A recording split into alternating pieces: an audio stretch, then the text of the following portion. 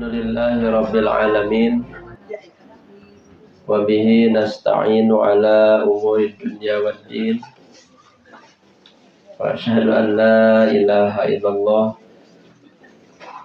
wahdahu la syarikalah wa anna Muhammadan abduhu wa rasuluh alladzi la nabiyya ba'dah, amma ba'd. Rabbi shrah li sadri wa yassir li amri wahlul 'uqdatam min lisani yafqahu qawli. Hadirin ikhwati iman, Bapak Ibu yang dirahmati Allah Subhanahu wa taala. Kita akan melanjutkan pelajaran ilmu usul fikih di halaman yang halaman 30, nomor 3.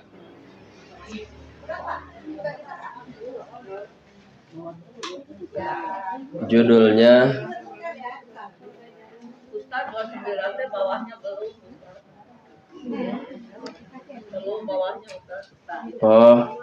masih 29.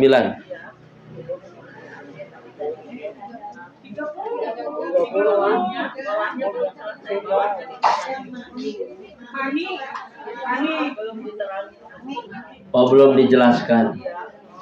Masih nyambung tentang syarat ya.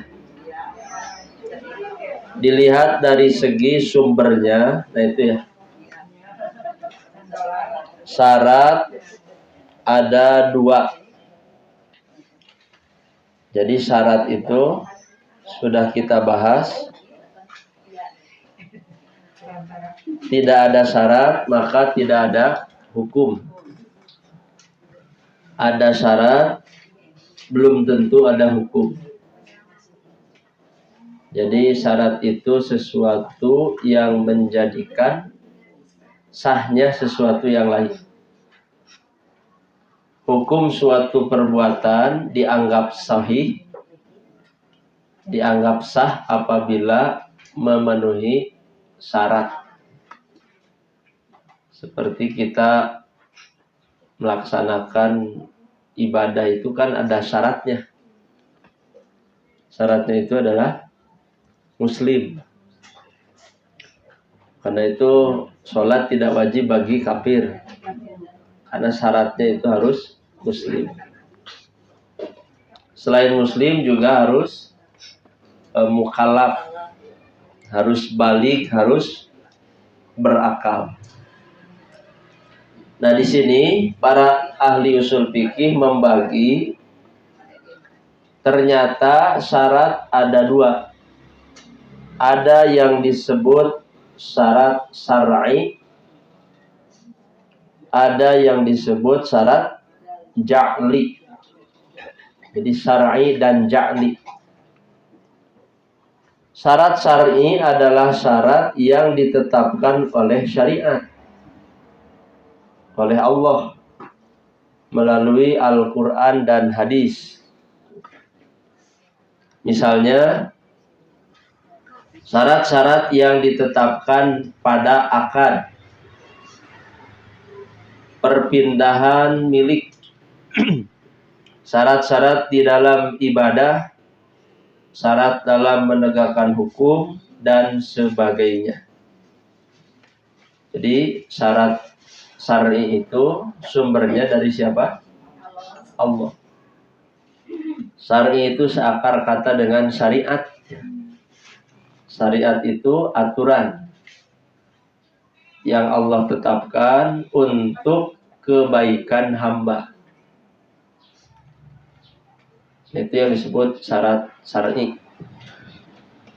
Misalnya ketika kita mau sholat, syaratnya apa?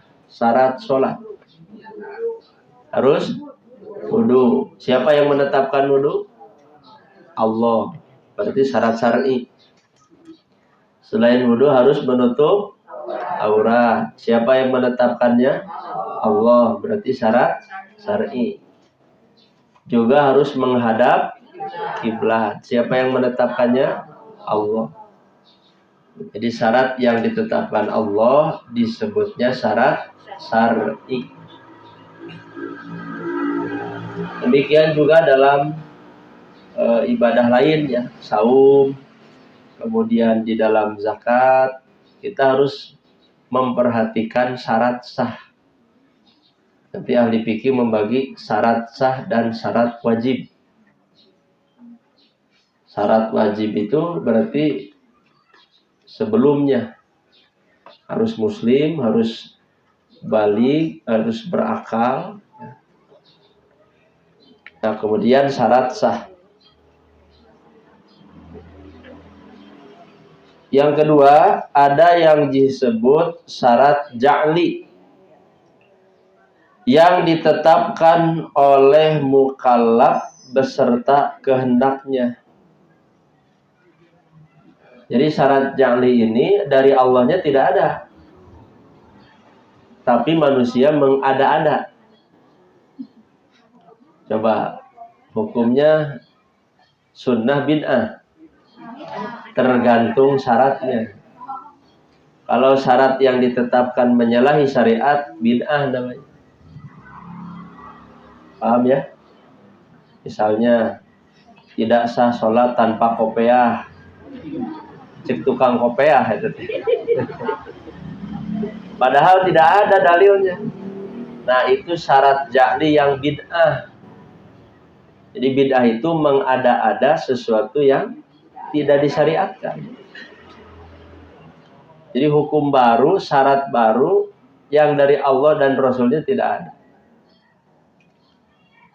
Ya, seperti kita berbuka saum dengan kolak.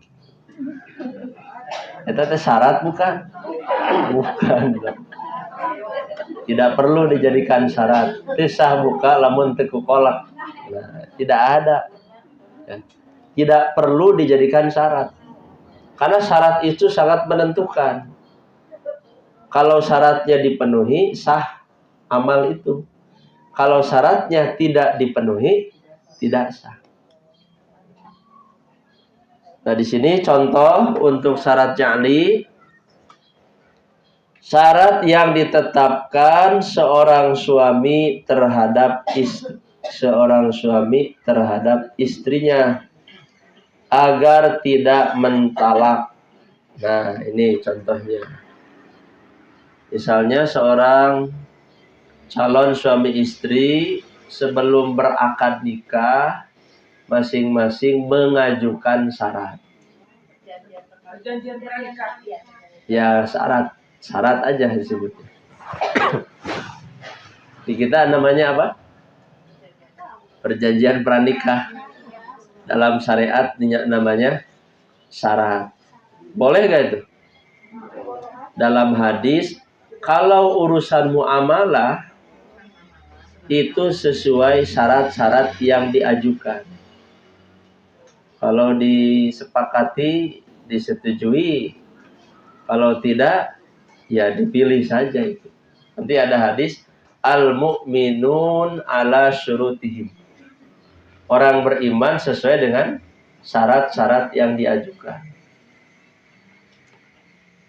Saya pernah nonton ini, Bu. Film Ketika Cinta Bertasbih. Ibu pernah nonton itu? Tapi bukan percintaannya yang kita bahas di sini.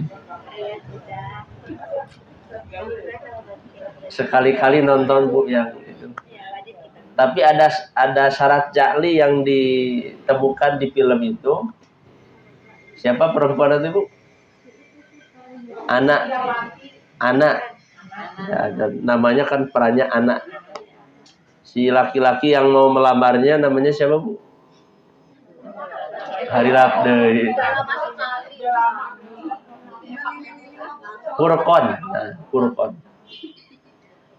Nah, si Furqon ini kan ceritanya melamar kepada anak. Lalu sebelum akad nikah dilangsungkan, anak ini mengajukan 2 syarat. Nah, syarat ini tidak ada dalam syariat. Namanya syarat ja'li. Yang pertama syaratnya, saya siap dinikahi asal tetap tinggal di pesantren. Nah, ini syarat ja'li namanya. Yang kedua, syaratnya saya siap dinikahi asal tidak dipoligami. Nah, itu boleh. Poligaminya mubah. Poligami tidak wajib, tidak sunnah, mubah. Nah, ya, sampai ditanya kan sama si Furqonnya itu, apakah berarti kamu mengharamkan poligami? Tidak. Dia tidak mengharamkan poligaminya. Tapi dia mengajukan syarat. Bukan berarti dia mengharamkan. Nah, ini namanya syarat ja'li. Boleh tidak perempuan mengajukan seperti itu kepada calon suaminya? Boleh, jika logis. Kalau misalnya laki-lakinya keberatan, ya tidak jadi pernikahan. Selesai. Makanya tadi, orang beriman sesuai dengan persyaratannya. Dalam perjalanannya, kalau misalnya tidak ada buat dia berpoligami, perempuan boleh minta cerai karena dengan syarat. Nah, nanti kan ada kedaruratan. Jadi kalau ada kedaruratan, hukum bisa berubah. Misalnya si anak itu kan mengajukannya gini, selama saya mampu melayani, artinya kalau dia sakit, menahun, maka boleh poligami, Furqonnya itu. Nah, ini contoh syarat ja'li, ya. Ada juga yang kayak gini ya, perjanjian pernikahan itu biasanya orang-orang yang banyak atau berharta banyak ya. Yang pemisahan harta itu boleh nggak dalam Islam? Si suami jadi ada perjanjian apa sih namanya? Harta ini. Ustadz, mohon maaf. Saya kira pengajian ini lebih baik kajiannya diselesaikan dulu dengan tuntas, terus nanti ada lahan untuk tanya jawab, oke? Sambung dulu ya. Ya, begitu saja. Makasih Ustadz. Ya. Jadi ditabung lah punya. Nah, kita sambung dulu. Jadi yang pertama, yang kedua, syarat ja'li, suami mensyaratkan agar istrinya tidak menceraikan selama pernikahan. Nah, kemudian contoh lainnya adalah syarat yang ditetapkan oleh orang yang wakaf, oleh orang yang memberikan hibah, orang yang berwasiat, dan sebagainya. Nah, dari contoh-contoh ini berarti syarat ja'li itu umumnya dalam urusan muamalah. Paham ya? Urusan muamalah antara siapa dengan siapa? Manusia dengan sesamanya. Dan itu menyalahi syariat tidak? Tidak, urusan muamalah. Seperti kementerian-kementerian juga kan membuka peluang hibah, ya. Hibah pengadaan alat sekolah. Tapi kan ada syarat di sana. Nah, itu boleh. Namanya syarat ja'li. Kemudian anak-anak mau masuk sekolah, ada syarat nggak? Ada. Mau masuk kuliah, ada syarat. Inilah yang disebut syarat ja'li. Selama syarat tidak menyalahi syariat, maka itu harus dipenuhi. Ya, itu yang kedua. Nah, di halaman 30, di sini ada keterangan bahwa selain syarat ada juga yang disebut rukun. Sering dengar Bu rukun? Itu rukun atau syarat? Apa hubungan keduanya? Rukun syarat ini yang menjadikan sahnya satu perbuatan. Nah, jadi ibadah kita kan ingin benar ya, ingin sahih, ingin diterima. Maka ibadah yang benar itu disebutnya sahih. Kita menyebutnya sah. Kemudian yang tidak diterima kebalikannya apa? Batil. Kalau do'if dalam hadis ya. Dalam fikih ini ada sahih, ada batil. Kan ada sholat yang batal, ada saum yang batal, berarti tidak sah. Kalau tidak sah bagaimana? Konsekuensi tidak sah bagaimana? Nah, ini yang batil. Tidak diterima, tidak berpahala.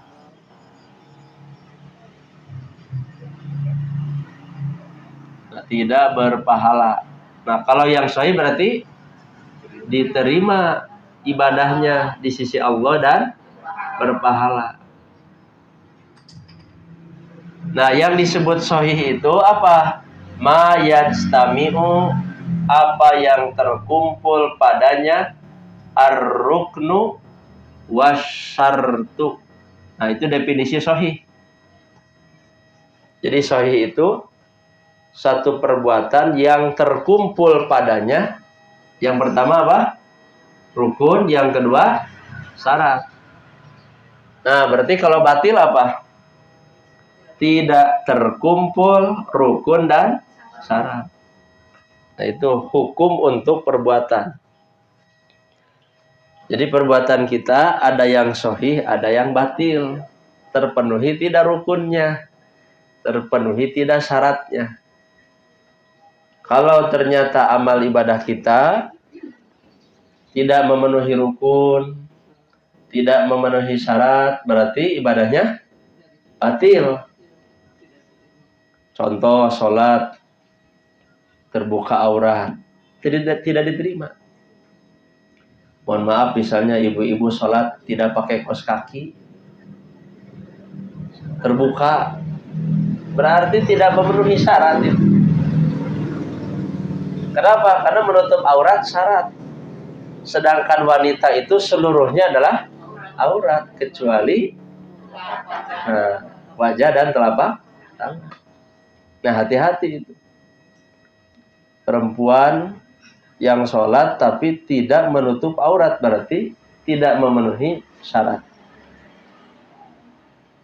Nah, kita lihat di sini hubungan persamaan dan perbedaan.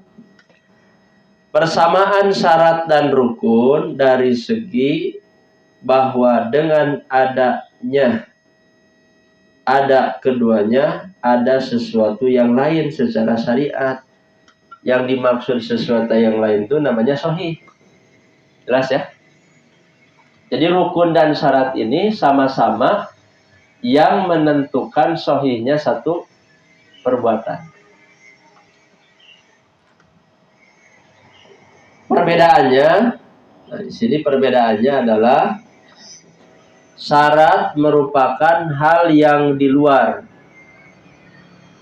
dan hakikat perbuatan itu dari hakikat perbuatan itu. Nah, jadi beda nanti kalau syarat di luar perbuatan, di luar hakikat perbuatan.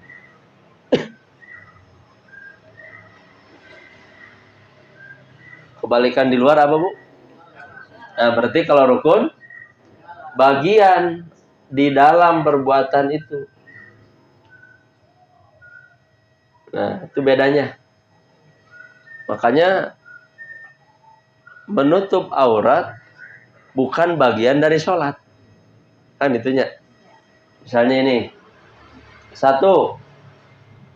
Menghadap kiblat itu sholat bukan? Bukan. Apakah setiap menghadap kiblat pasti sholat? Tidak. Menghadap kiblat, menghadap sholat. Menghadap kiblat itu di luar sholat, maka disebut syarat. Menghadap kiblat. Contoh lain apa? Menutup aurat. Apakah menutup aurat sholat? Bukan sholat menutup aurat. Yang menutup aurat itu perbuatan yang berbeda dengan sholat. Di luar sholat. Yang ketiga contohnya wudu atau bersuci ya, toharoh. Nah, ini contoh yang mudah syarat sholat. Jadi menghadap kiblat, menutup aurat, wudu atau taharah di luar hakikat perbuatan sholat. Nah, sekarang bedakan dengan rukun. Membaca Fatihah di luar sholat, di dalam sholat. Apakah ketika Allahu Akbar harus baca Fatihah di dalam, di luar? Di dalam sholat, berarti bagian dari rukun sholat. Nah, rukun sholat. Tidak sah sholat kalau tidak baca berarti rukun. Kemudian ruku, ya, contohnya. Kemudian sujud. Nah, ini contoh. Membaca Fatihah, kemudian ruku dan sujud, ini rukun sholat. Nah, kalau di sini apa contohnya? Ruku dalam sholat, contohnya, adalah rukun sholat karena ruku merupakan bagian dari hakikat sholat. Wudu adalah syarat sah sholat. Tidak sah sholat tanpa adanya wudu. Dan wudu itu di luar dari perbuatan sholat. Nah, sekarang ketika kita saum, kemudian kita tidak makan dan tidak minum. Tidak makan dan tidak minum ketika saum, syarat saum atau rukun saum? Gimana? Rukun saum. Karena yang disebut saum teh tidak makan, tidak minum. Berarti rukun. Nah, membaca niat ketika saum itu rukun syarat. Syarat. Di luar kan?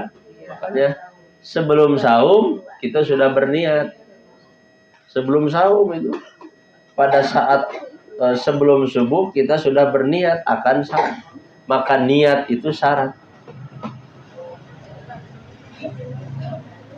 Nah, itulah sekilas tentang perbedaan antara rukun dan intinya rukun syarat harus terpenuhi agar amal menjadi sahih. Kalau amal sahih berarti diterima dan berpahala. Kalau amal tidak sahih berarti tidak diterima dan tidak berpahala. Nah, itu penjelasan perbedaan antara rukun dan syarat. Kita lanjutkan nomor 3, mani', pakai ain ya. Bacanya mohon maaf berain ya, pakai ain.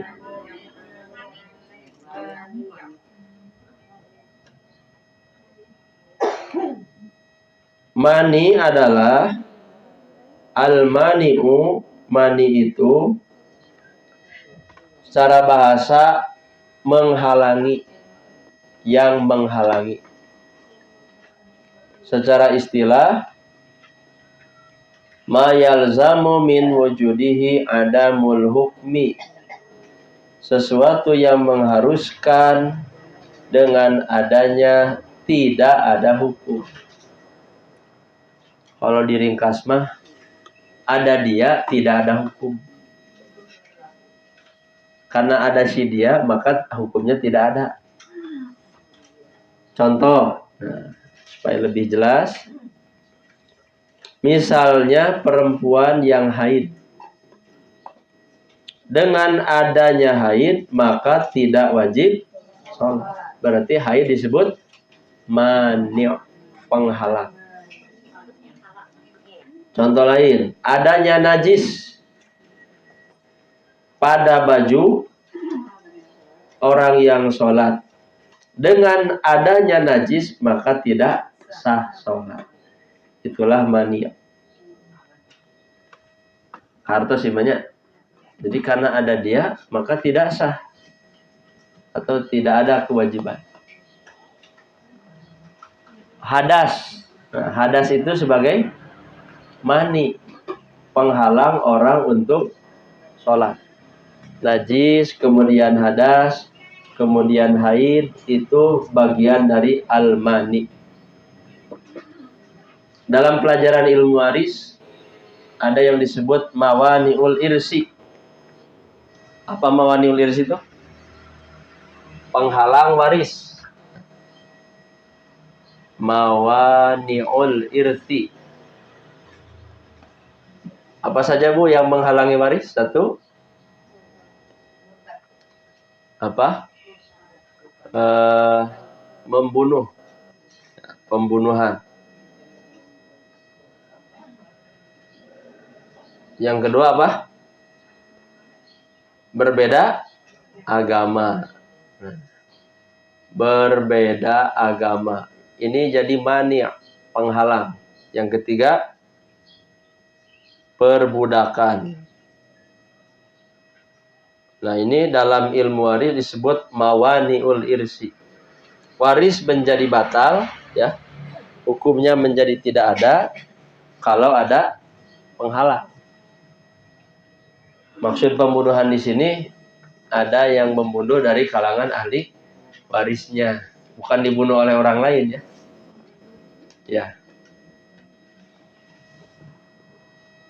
Nah, kita lanjutkan nomor 3.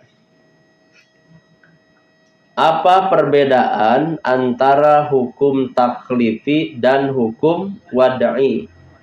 Nah, ini atas kesimpulan tuh. Setelah kita membahas beberapa bulan sebelumnya, ada ijab, ada nadab, ada tahrim, ada karoha, ada ibahah.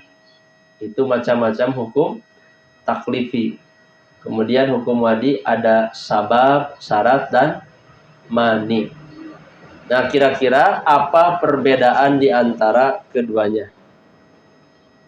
Nah, yang pertama,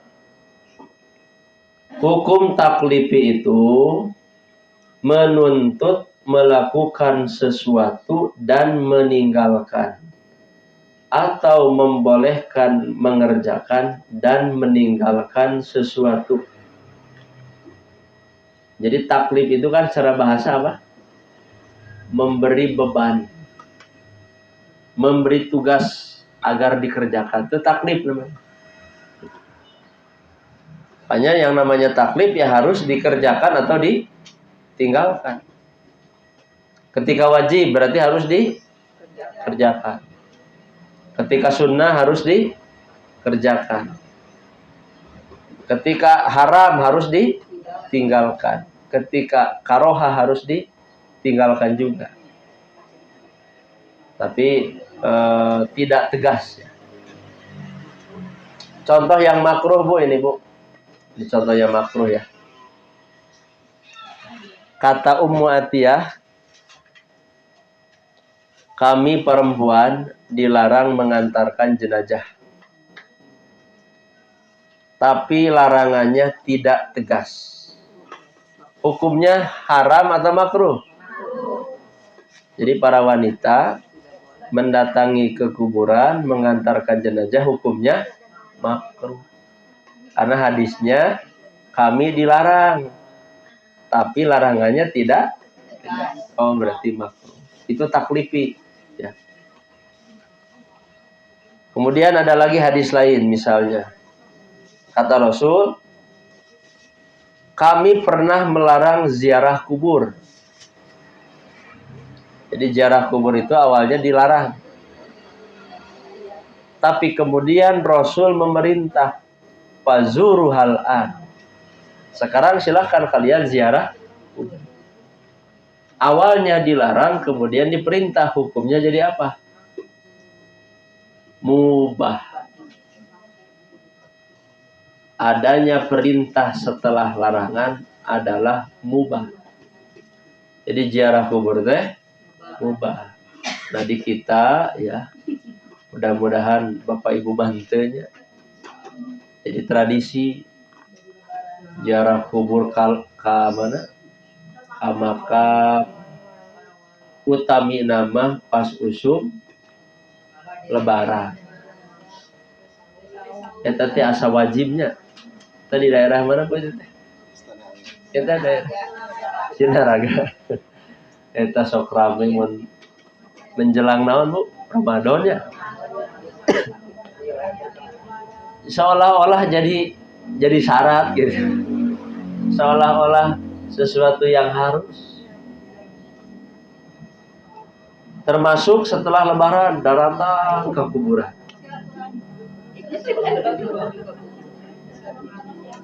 Padahal Nabi memerintahkannya juga tidak tegas. Dan juga perintah itu datang setelah dilarang. Sekarang boleh, ari boleh teh tidak wajib, tidak sunnah. Makanya tidak harus orang berziarah kubur, baik ke kuburan saudara, keluarga. Dia mau mendoakan. Niatnya bagus gak? Mendoakan mah di rumah juga bisa. Yang lebih parah di kita ziarah ke makam wali. Mau ngapain di sana? Minta didoakan. Meyakini bahwa wali arwahnya sudah di surga. Nah, ini kekeliruan. Orang yang sudah wafat itu bukan minta doanya, tapi didoakan. Kan jelas ya?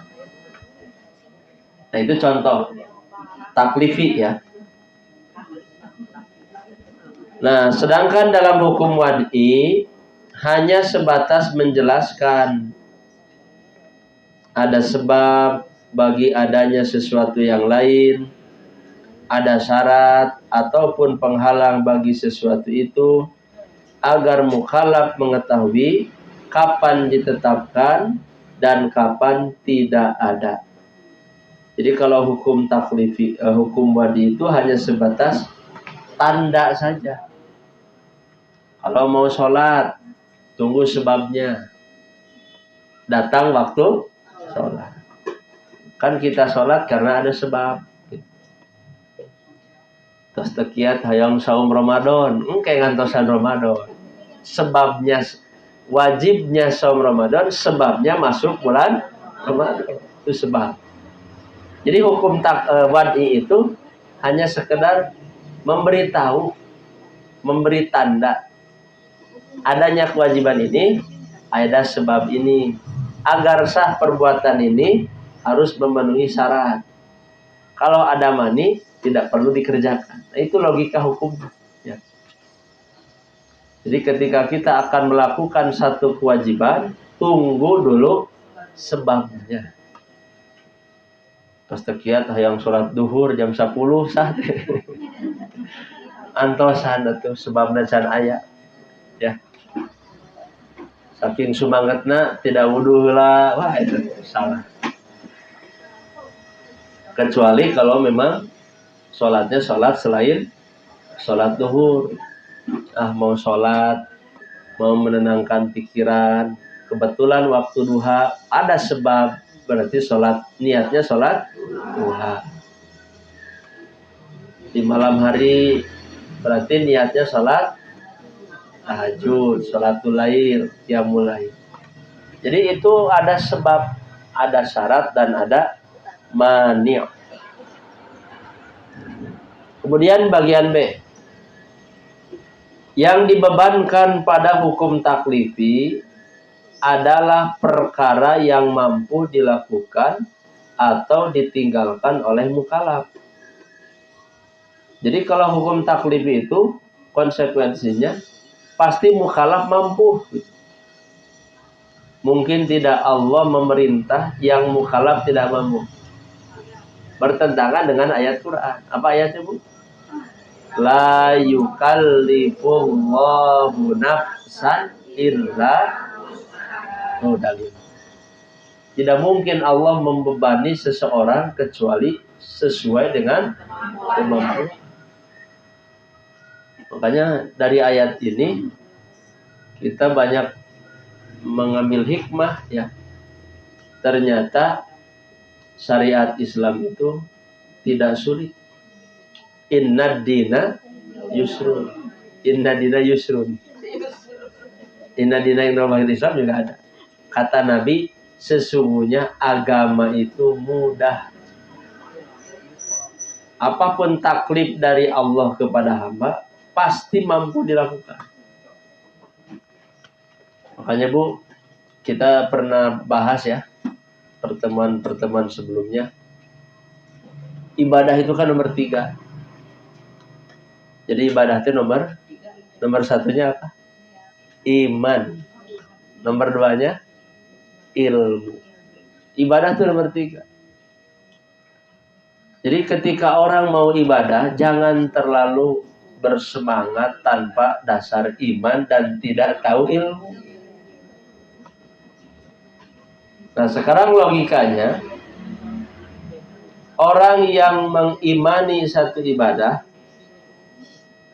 misalnya gini, kita mengimani bahwa berjihad itu wajib, berdakwah itu wajib, amar ma'ruf nahi munkar itu wajib. Imani itu, karena kita tahu ilmunya, iman dan ilmu. Tapi dalam kenyataannya, kemampuan belum mencukupi. Karena sebut berdosa gak? Asal ada alasan yang tadi. Jangan sampai begini, yang salah tuh begini. Kita mengamalkan semangat, sementara iman ilmunya tidak diperhatikan. Masih ingat Bu judulnya teh 6 kewajiban pokok dalam Islam. Saya menyampaikannya sudah sampai 3 kali nih. Dengan yang sekarang 3 kali. Nu kahiji naon? Iman. Kewajiban paling utama itu iman, bukan sholat, bukan saum. Itu mah nanti nomor 3. Iman harus dikokohkan dengan apa? Ilmu. Iman dan ilmu mah satu paket. Tidak mungkin iman kuat karena ilmu ngedul kan. Gak akan. Makanya ketika Bapak Ibu hadir ke majelis taklim, niatkan bukan semata-mata nambah ilmu, bukan semata-mata karena Rasul di imah, bukan. Niatan Bu, mudah-mudahan iman nambahan. Itu. Kalau iman nambahan ya itulah hidup yang berkualitas. Saya masih tertarik Bu menggali iman. Sampai saat ini sedang menghimpun catatan. Sudah hampir 400 halaman Bu, tentang iman saja. Ada judul cara menambah iman, sebab iman berkurang, kemudian iman dan amal soleh, sifat-sifat orang beriman, kemudian rukun-rukun, cabang-cabang iman. Banyak sekali. Pantas sekali di Quran paling banyak. Salah satu yang banyak sering disebut itu kalimat iman. Amanu yu'minu, kemudian imanan dan seterusnya. Karena ini kewajiban yang paling utama. Nah, setelah kita mengimani dengan kekuatan ilmu, lahirlah yang ketiga yang disebut ibadah. Jadi semangat ibadah, semangat beramal soleh tidak boleh lepas dari iman dan ilmu. Nah, ibadah ini menghasilkan apa? Yang keempat, masih ingat? Akhlak yang baik. Hasil tina ibadah teh akhlak. Nomor 4, akhlak. Yang kelima apa setelah akhlak? Berdakwah. Ternyata kita tidak cukup menjadi orang solih, tapi harus menjadi orang muslih. Soleh secara pribadi dan juga memikirkan kesolehan orang lain. Mengajak bukan mengejek kan gitu. Merangkul bukan memukul.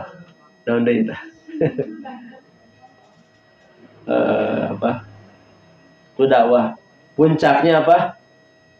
Jihad. Tuh. Jadi itu 6 kewajiban tahapan mengamalkan agama.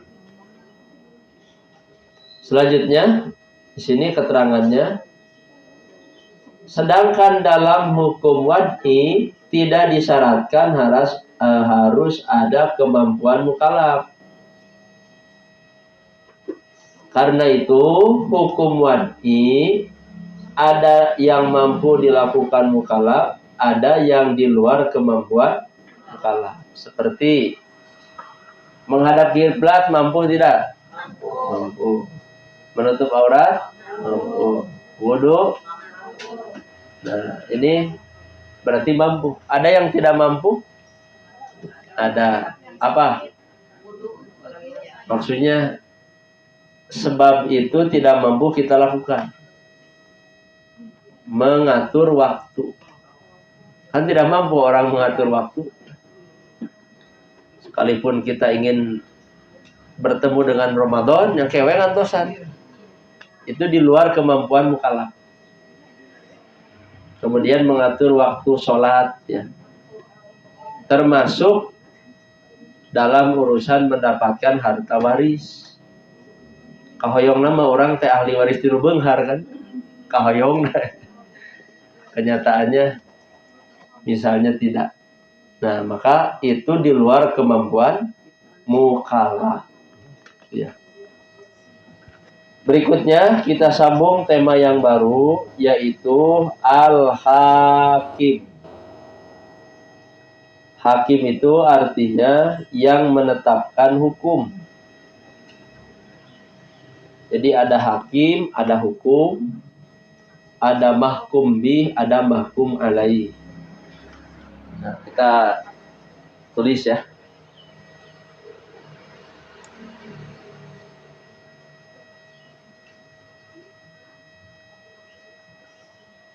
Masih ingat pengertian hukum teh apa, Bu? Hukum teh? Al-hukmu menetapkan sesuatu untuk sesuatu. Nah, jadi belajar hukum ya. Bahasa Arab, bahasa Indonesia. Indonesianya hukum. Nah, yang menetapkan hukum itu disebutnya apa? Hakim. Jadi surat apa, Bu? Ini tuh, Bu. Alaihissallahu biahkamil hakimin. Surat apa tuh? Itu tadi juz amma, surat At-Tin. Alaihissallahu biahkamil. Bukankah Allah hakim yang paling bijaksana? Jadi Allah sebagai hakim. Nah, jadi hakim yang berhak menetapkan hukum adalah Allah. Yang Allah tetapkan untuk para hamba disebut hukum. Nah, kita sudah belajar hukum akli, hukum wad'i. Yang Allah tetapkan namanya hukum apa? Syar'i. Jadi Allah menetapkan hukum syar'i. Ya. Kemudian dari hukum syar'i ini ada yang disebut mahkum bih. Mahkum bih. Jadi mahkum bih itu apa? Yang dihukuminya apa? Jadi perbuatan yang dihukuminya apa? Itu mahkum bih. Kemudian ada mahkum alaih. Nanti setelah ini ada ya. Nah, mahkum alaih ini adalah nama lainnya mukallaf.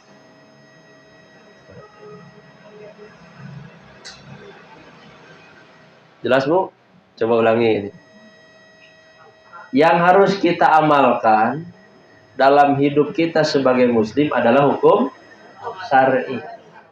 Kalau kita mengamalkan hukum syar'i, berpahala, kemudian menyelamatkan, mendapat kemuliaan di hadapan Allah ketika kita mengamalkan hukum syar'i. Dari mana hukum syar'i itu?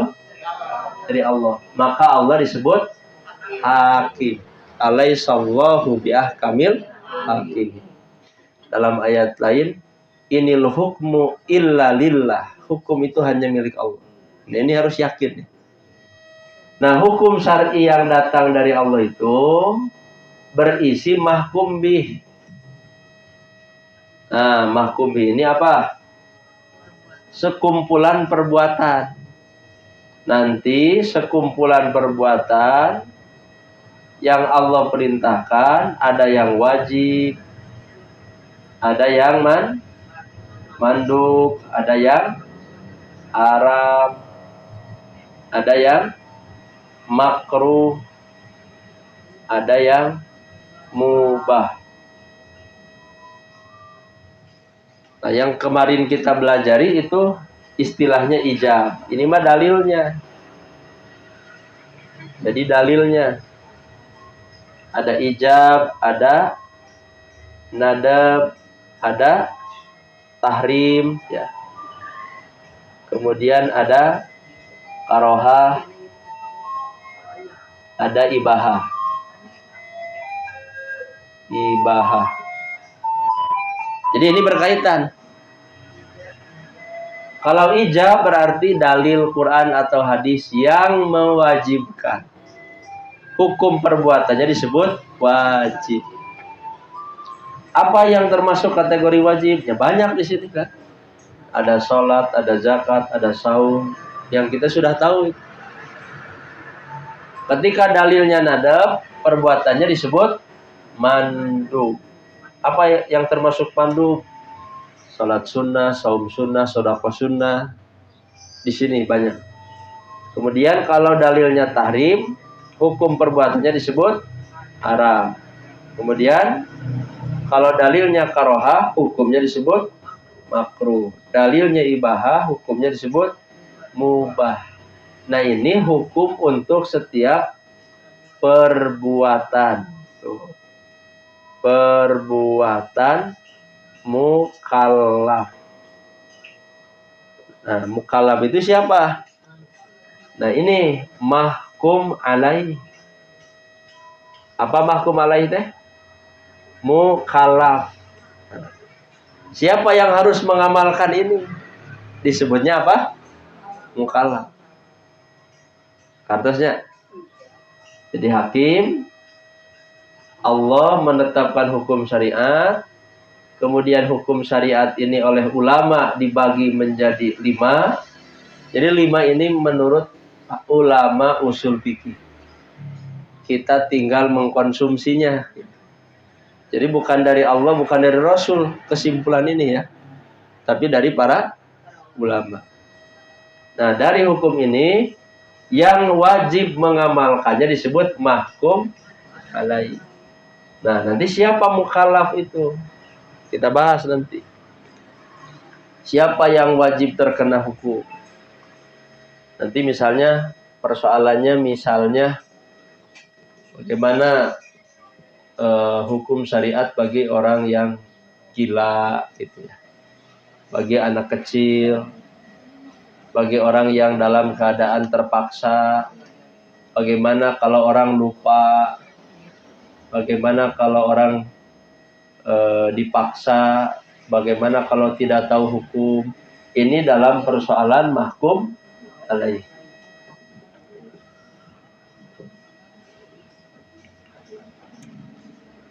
Nah, kita pelajari dulu tentang al-hakim ya. Nanti setelah al-hakim nyambung dengan mahkum bih. Menurut para ahli usul fikih, yang menetapkan hukum adalah Allah. Sedangkan yang memberitahukan hukum Allah ialah para rasul. Jadi hukum syariat yang Allah tetapkan disampaikan oleh siapa? Rasulullah. Para rasul inilah yang menyampaikan hukum-hukum Allah kepada umat manusia. Makanya Bu, ini kata Quran ya. Kalau hidup kita ingin nikmat, mendapat nikmat yang besar harus menganggap penting dengan keberadaan Rasul. Jadi dalam bahasa Quran itu ada yang disebut nikmat, nikmat pakai ain ya. Ada yang disebut minnah. Ibu pernah dengar minnah? Paling yang ngeunahnya no.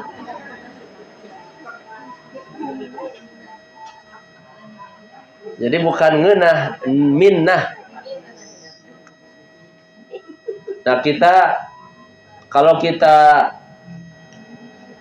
bisa bernafas, bisa melihat, bisa mendengar, bisa makan, bisa minum, bisa berjalan, itu baru nikmat, Bu. Apa itu nikmat? Keadaan yang baik. Al-halah al-hasanah, keadaan yang baik. Itu nikmat. Dan Allah tidak akan pernah menghentikan nikmat kepada hambanya. Terus wa in ta'uddu nikmatallahi la tuhsuha. Seandainya kalian hitung nikmat Allah, pasti tidak akan mampu dihitung. Jadi orang semua meskipun dia kafir diberi nikmat, tapi ada yang tidak bisa dirasakan setiap orang. Namanya minnah. Ali Imran 164, Bu. Kalau mau dicek ayatnya ya. Ali Imran 164, bahasanya itu laqad manallahu.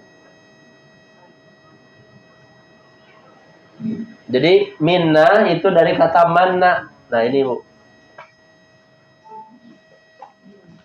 Ternyata kata ahli tafsir, minnah itu adalah nikmat yang terbesar. Bagi siapa Allah memberikan minnah ini? Alal mu'minin. Bagi orang yang beriman. Mu'minina. Jadi kalau kita ingin mendapat nikmat terbesar, jadilah orang beriman. Orang beriman mah apapun kondisinya akan jadi kebaikan. Apa cirinya orang beriman mendapat minnah? Id ba'asa fihim rasulam minhum. Ketika Allah mengutus seorang rasul dari kalangan mereka. Dalam hidup kita, rasul itu dianggap penting tidak? Buktinya apa? Buktinya kita masih mempelajari hadisnya. Wah, nikmat, Bu, baca hadisnya. Itu kata hadis. Kalau ibu ingin bahagia, tidak perlu ke Eropa, baca hadis gitu. Kalau imannya kuat, baca hadisnya nikmat. Ya.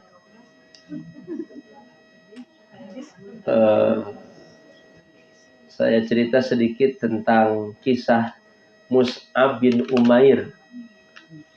Salah satu contoh yang mendapat minnah. Jadi Mus'ab bin Umair itu orang kaya terpandang di kota Madinah. Orang tuanya kaya.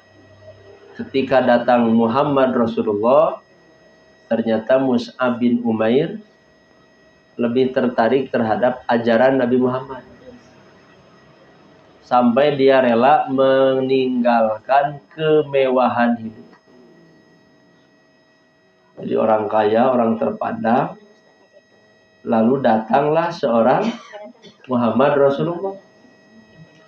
Maka Mus'ab lebih tertarik dengan ajaran Nabi. Kekayaannya tidak menggiurkan. Nah, itulah orang mendapat minnah. Jadi orang mendapat minna itu Bu tidak tertarik dengan hal lain gitu, kecuali apa yang Rasul sampaikan. Ketika Allah mengutus Rasul, yang tugas Rasul itu 3. 1, membacakan ayat-ayat Allah, yatlu alaihim ayatihi. Yang kedua, yuzakihim, mensucikan. Yang ketiga, yu'allimuhumul kitaba wal hikmah. Jadi kalau ibu ingin dapat minnah, pelajari Quran, pelajari hadis, mensucikan jiwa, dan mengajarkan Al-Quran, mempelajari dan mengajarkannya. Nah, jadi itulah ciri orang mendapat minnah, bukan lagi ni'mah. Minnah ya. Nah, ini minnah. Arab nama kia Bu? Minnatun. Mim ya. Minnah, nikmat yang terbesar dalam hidup. Ini sekali lagi hanya untuk orang yang beriman. Nah, kita lanjutkan keterangan berikutnya. Tidak ada perbedaan di kalangan umat Islam bahwa sumber hukum syariat itu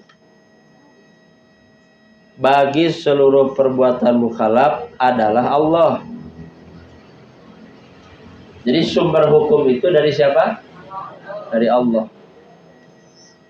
Baik yang ditetapkan bagi mukhalaf tersebut dengan nas secara langsung, ataupun pendekatan ijtihad dengan dalil syar'i yang lain. Makanya cara kita mengetahui hukum, ada yang langsung dari Quran hadis, ada yang produk dari ulama. Ijtihad namanya. Kita memahami sholat wajib dari Quran kan, dari hadis. Tapi ada hukum yang tidak disebut oleh Quran hadis, tapi produk dari ulama. Itu namanya ijtihadiyah. Nah, di sini hanya Allah lah yang berhak menetapkan hukum dan syariat. Surat Al-An'am 57. A'udzu billahi minasyaitonir rajim. Inil hukmu illa lillah. Menetapkan hukum itu hanyalah hak Allah. Kita tidak berhak ya. Konsekuensinya apa kalau hukum itu hak Allah? Mengatur syariat jangan berdasarkan hawa nafsu. Jangan berdasarkan pikiran. Cek beja. Ieu mah tos hasil musyawarah mufakat. Kalau hukumnya hukum syariat mah jangan musyawarah mufakat, dari Allah. Ya. Nah, terutama hukum warisnya punya. Nah, hukum waris ya musyawarah we. Hartosna usaha. Hartanya punya siapa? Punya Allah. Kembali ketika orang yang wafat itu hartanya kembali ke Allah dan Allah yang mengatur. Maka terapkan dulu hukum Allah. Setelah diterapkan hukum Allah, kembali lagi ke manusia. Hukum manusianya dibagi rata. Itu setelah mendahulukan hukum Allah. Yang pernah saya ceritakan itu, ibu-ibu datang, abai, mengabaikan. Ustaz, jenazah suami saya meninggal.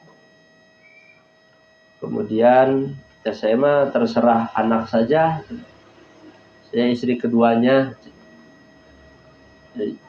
terserah anaknya saja. Saya mah gak mau tahu. Saya sarankan ibu tahu dulu hukum Allahnya, tahu dulu. Urusan nanti ibu tidak menerima itu nomor 2 muamalahnya.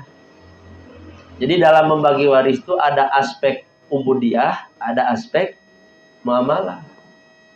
Di mana aspek ibadahnya? Keinginan membagi waris menurut syariat. Itu ibadah. Selesai aspek ibadah, semua sudah dapat bagian, bisa. Tinggal urusan muamalah.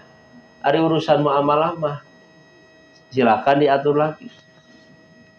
Misalnya gini, anaknya yang merasa cukup, saya dapat segini, mau diinfakkan untuk ibunya, bisa. Gak apa-apa kan? Itu mah hukum setelah hukum waris. Nah, makanya ini pentingnya belajar fikih muamalah. Rata-rata abdi mah alim riweuh bukan alim riweuh, hukum Allahnya dulu diterima. Inil hukmu illa lillah. Yaqussul haqqa wa huwa khairul fasilin. Dialah Allah yang menerangkan yang sebenarnya dan dialah pemberi keputusan yang paling baik.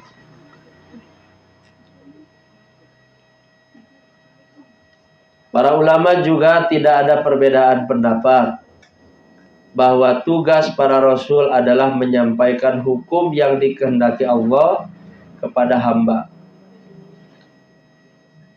Nah, yang diperselisihkan ini, siapakah yang menjadi hakim terhadap perbuatan mukhalaf sebelum rasul diutus?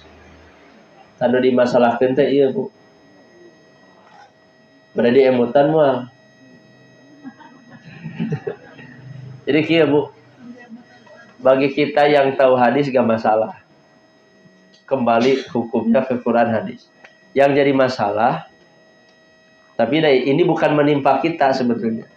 Menimpa orang-orang yang tidak ada rasul ke sana. Antara Nabi Isa dengan Nabi Muhammad itu kan ada jeda. Ya. Ada rasul gak di sana? Tidak diutus. Para ulama beda-beda. Siapa hakimnya? Kan tidak tahu hukum. Atau kalau dalam konteks sekarang, orang-orang pedalaman, Bu. Orang-orang di hutan, pedalaman. Mereka tahu gak Quran? Bujeng-bujeng cenah Quran teh kumaha. Hadis tidak tahu. Pertanyaannya, berdosa gak mereka? Nah, ulama beda, ada dua pendapat. Kalau mereka berbuat baik, berpahala tidak? Nah, di sini kita bahas. Ya. Jadi ini yang diperselisihkan. Yang pertama, ada kelompok Mu'tazilah berpendapat sebelum Rasul diutus, maka akal manusia itu yang menjadi hakim. Karena akal manusia dapat mengetahui baik atau buruknya sesuatu perbuatan, karena hakikatnya atau karena sifatnya. Karena itu, mukallaf wajib mengerjakan apa yang dipandang baik oleh akal, meninggalkan apa yang dipandang buruk oleh akal. Allah akan memberi pahala kepada mukallaf yang berbuat baik berdasarkan pendapatnya. Dan Allah memberi pahala berdasarkan apa yang diketahui mukallaf dengan perantara syariat. Kita ringkas saja. Jadi kalau menurut Mu'tazilah, selama tidak ada Rasul, hukumnya adalah akal. Kan manusia tidak diberi akal. Sementara akal itu bisa membedakan yang baik dan yang buruk. Menurut akal menolong orang itu baik, nanti diberi pahala.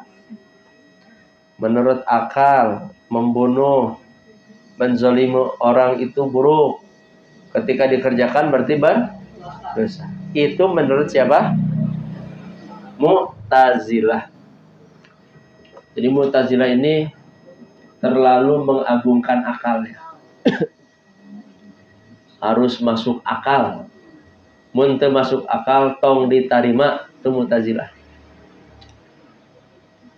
Yang kedua Asy'ariyah berpendapat sebelum datangnya syariat tidak diberi hukum kepada perbuatan mukallaf. Jadi kalau menurut Asy'ariyah, selama tidak ada keterangan tidak berdosa. Dia sholat tidak berpahala, dia berzina tidak berdosa, kan belum ada hukum. Menurut siapa? Asy'ariyah. Golongan Mu'tazilah dan Asy'ariyah sependapat akal dapat mengetahui mana yang baik dan mana yang buruk. Yang sesuai tabiat dipandang baik oleh akal, yang tidak sesuai tabiat dipandang buruk oleh akal. Jadi sebetulnya dua-duanya sependapat dalam hal itu. Nah, perselisihannya di mana? Menurut Mu'tazilah, antara golongan Mu'tazilah dengan Asy'ariyah ialah apakah perbuatan itu menjadi tempat adanya pahala atau siksa?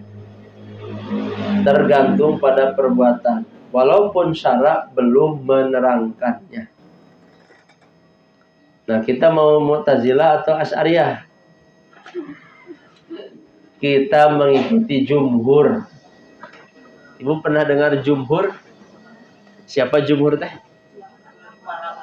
Kalau disebut jumhur maknanya mayoritas ulama. Jumhur itu kebanyakan. Misalnya ada Imam Syafi'i, Imam Malik, Imam Ahmad. Itu perorangan. Kadang Imam Ahmad beda dengan jumhur. Disebut jumhur itu ulama yang mayoritas. Ya. Nah, kita lihat pendapat jumhur. Golongan jumhur berpendapat manusia tidak diberi siksa, tidak disiksa, tidak diberi pahala sebelum datangnya syara, kendati akal bisa mengetahui baik buruknya suatu perbuatan. Nah, iya Bu jumhur. Jadi apa cenah menurut jumhur? Tidak disiksa dan tidak diberi pahala sebelum adanya syariat. Makanya anak kecil kenapa tidak diberi pahala ketika berbuat baik? Belum berakal. Kenapa tidak berdosa ketika berbuat buruk? Belum berakal. Makanya kalau ada anak sholat karena perintah orang tua, yang dapat pahala siapa? Orang tua. Sebaliknya, anak tidak sholat karena orang tuanya tidak memerintah sholat, yang berdosa siapa? Jadi ini jumhur, ya. Makanya banyak-banyak mencari pahala dengan anak gitu ya. Dididik, diperintah gitu ya. Agar kita mendapat pahala. Karena peluang berbuat baik di rumah tangga tuh banyak. Pikir-pikir banyak itu.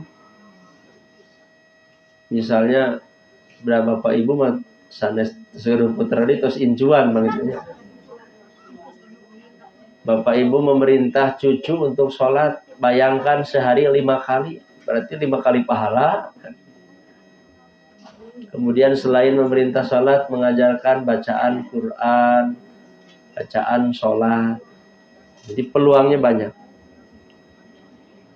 Nah, ini di antara dalilnya. Jumhur mengatakan hal demikian itu berdasarkan Quran. Wa ma kunna mu'adzibina hatta nab'asa rasulah. Kata Allah, kami tidak akan menyiksa suatu umat sehingga kami utus seorang rasul. Jadi kalau belum diutus rasul, tidak ada hukum, tidak ada siksa, tidak ada pahala. Kemudian kalau Mu'tazilah dalilnya qul la yastawil khabis wat thayyib. Ada juga ayat yang menunjukkan Allah menyiksa manusia karena menyalahi Rasul sebelum sampai kepada mereka seruan Rasul itu dengan cara yang seharusnya. Demikian pula ada ayat lain yang menunjukkan hisab dan pembalasan umum secara adil diberikan kepada manusia berdasarkan hasil amal jiwa menurut petunjuk akal. Mengenai soal apakah hukum Allah yang disyariatkan itu harus sesuai dengan kemaslahatan hamba atau tidak, seluruh ulama berpendapat hukum Allah itu pasti sesuai dengan kemaslahatan para hamba. Titiknya Bu, sampai sana dulu. Kita ringkas saja yang sederhana dari tema ini. Intinya, yang menjadi hakim penetap hukum itu adalah Allah. Poin utamanya itu. Ada poin kehandap nama sebetulnya itu perbedaan pendapat yang sifatnya wajar ya di kalangan para ulama. Nanti persoalannya banyak Bu. Misalnya gini, bagaimana anak non muslim dia wafat, auladul musyrikin. Nanti para ulama berbeda di surga di neraka. Itu ada perbedaan. Kemudian bagaimana orang gila lalu wafat di surga di neraka. Siapa yang mau jadi gila? Kan tidak ada. Tapi takdirnya jadi orang gila di surga di neraka. Nah, nanti tentu akan dilihat sebelumnya.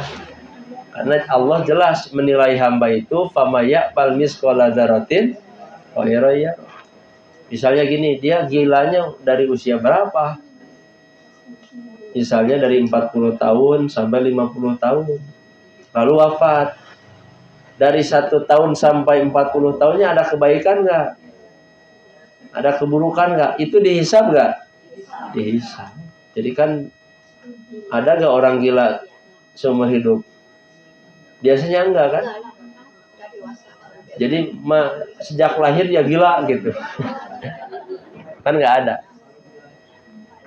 Nah, sementara itu yang bisa kita bahas pada siang ini, mudah-mudahan menjadi pengingat dan penguat untuk peningkatan kualitas amal ibadah kita di hadapan Allah Subhanahu wa taala.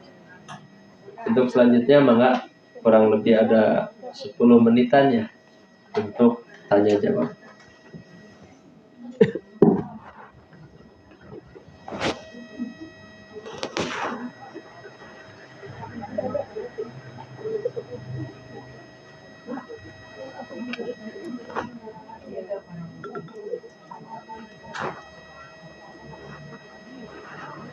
Ustaz, udah boleh tanya ya?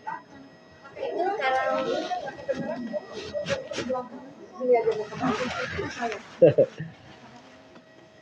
seperti kita hidup sebelum antara Nabi Isa dengan Muhammad, seandainya kita hidup waktu itu kan belum ada dosa, belum ada pahala, terus kita masuknya di mana Pak Ustaz?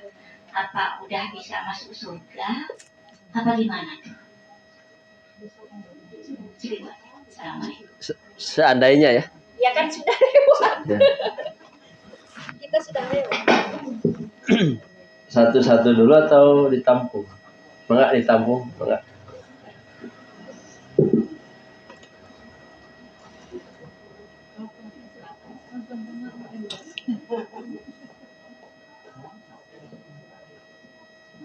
Assalamualaikum Ustaz. Masalah hukum tadi kan hukum itu Allah. Nah, bagaimana dengan hukumannya dengan hukumannya yang ada di dunia sekarang, seperti di pengadilan, gitu kan? Kadang-kadang hukum itu tidak adil, kadang-kadang gimana gitu. Itu bagaimana menurut Islam? Sekian, assalamualaikum. Ya, 3 Mak. Terakhir ya, ganjil. Assalamualaikum Ustaz. Saya mau menanyakan tentang yang dimaksud ahli kitab di dalam Al-Quran itu apa? Apakah yang sekarang yang dikatakan Nasrani itu atau seperti apa?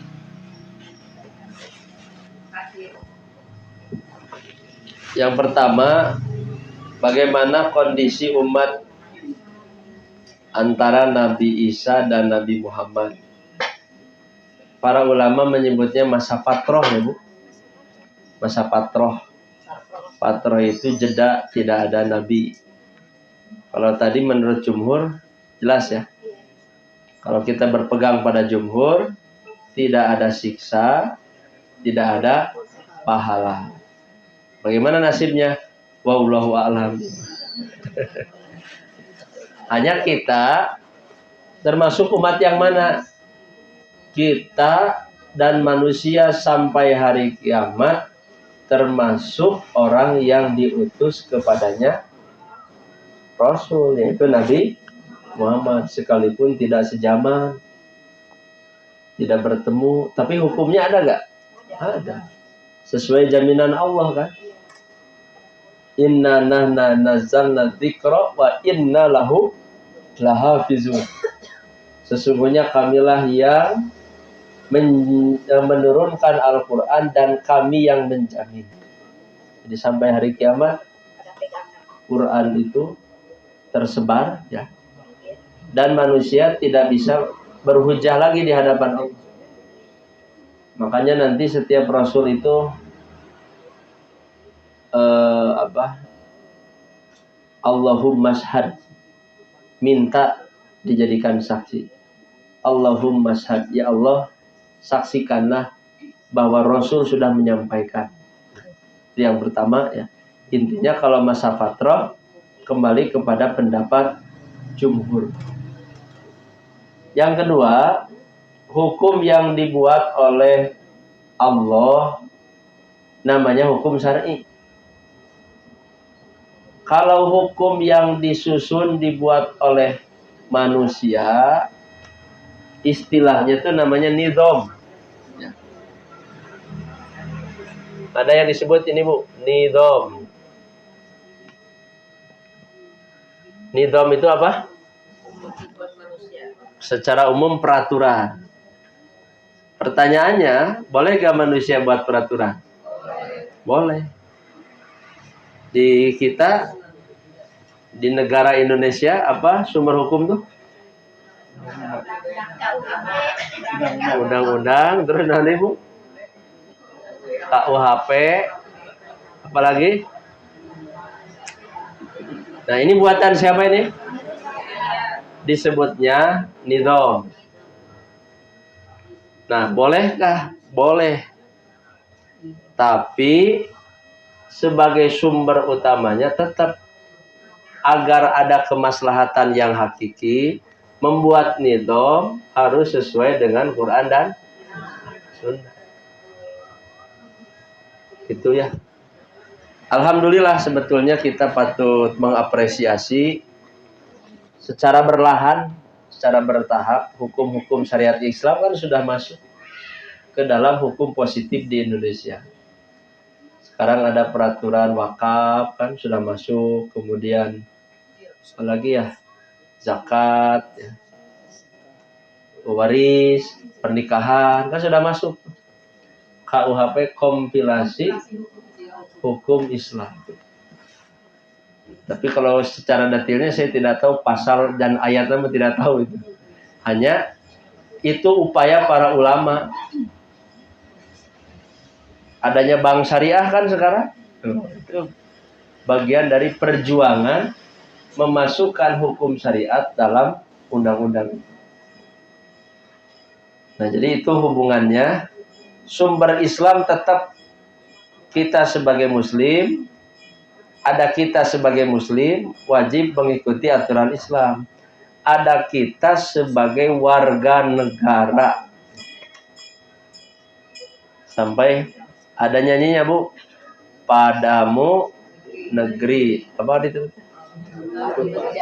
Kami berjanji, terus padamu negeri kami berbakti, terus Nah,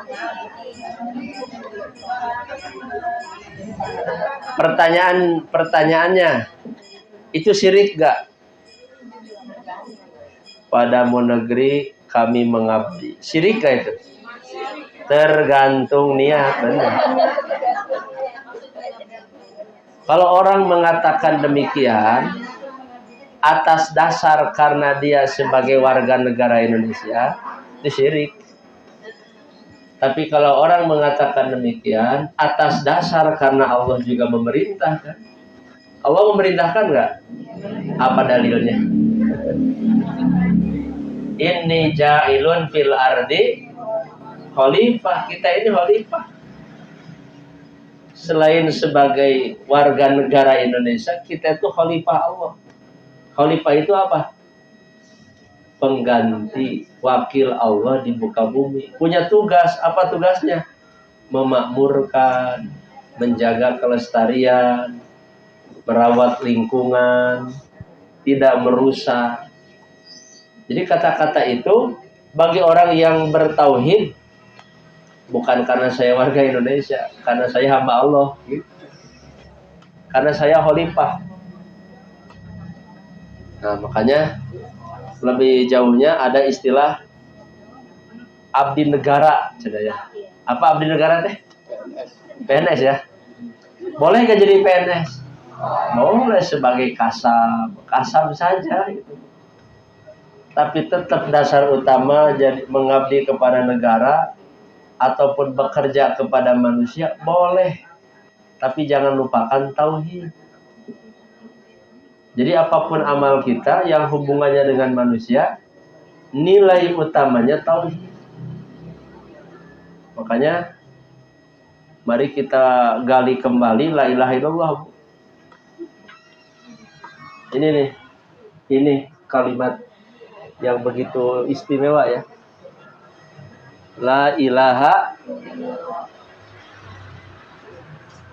mau sebagai warga negara Indonesia, mau sebagai PNS, mau sebagai wira swasta, kembali ke sini. Kita sedang mengamalkan ini. Kalau ingin selamat, karena kunci keselamatan, bahkan cabang iman yang tertinggi itu ya ini, la ilaha illallah. Tapi ya Bu, wah panjang ngebahasnya, ini saja ya.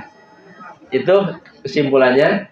Sekali lagi, kita boleh mengamalkan hukum yang diterapkan manusia atas dasar melaksanakan perintah Allah. Contoh ya Bu, dalam jual beli kan ada harga, ada barang ya.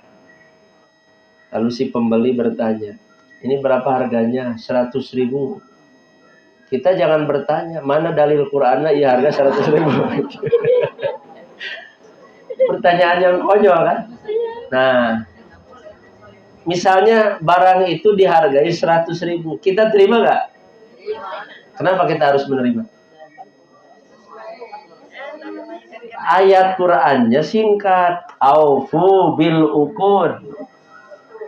Jadi Quran menyebutnya, wahai orang beriman, aufu bil uqud. Hendaklah kalian menyempurnakan akad. Nah ini Bu, singkat sekali dalilnya. Dalam urusan dengan manusia, urusan harga, urusan perjanjian, urusan kesepakatan, Allah berpesan dalam Quran, sempurnakan oleh kalian akad, perjanjian, kesepakatan. Kalau kita ridho harganya 100.000, ya kita beli. Ima terido lantaran te ayat Quran. Ya mual ayat. Tapi isyarat untuk mengikutinya ada ini. Aufu bil uqud. Nah itu. Yang terakhir, ahli kitab ya. Nah, ahli kitab ini memang di dalam tafsir yang dimaksud adalah Yahudi dan Nasrani. Kira-kira kenapa mereka disebut ahli kitab? Karena kepada mereka itulah Allah banyak mengutus para nabi dan rasul. yang membawa kitab. Taurat, Injil, Zabur. Jadi istilah ahlul kitab yang ada di dalam Al-Quran. Tapi kalau secara bahasa mah ahli kitab teh pemilik kitab. Para santri sering disebut ahli kitab karena sok ngaji kitab wae gitu. Para ustaz disebut ahli kitab. Itu mah istilah umum secara bahasa saja. Kalau istilahnya dalam Quran harus dipahami berdasarkan tafsirnya.